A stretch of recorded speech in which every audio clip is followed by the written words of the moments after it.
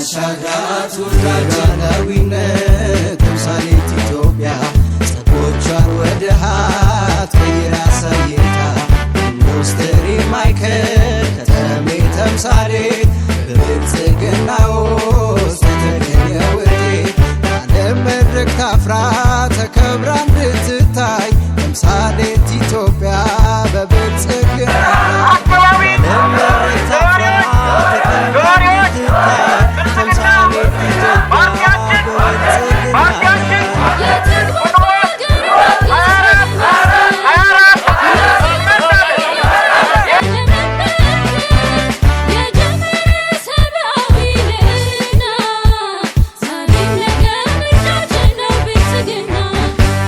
ኢትዮጵያ ለያድን የሰላም አምባ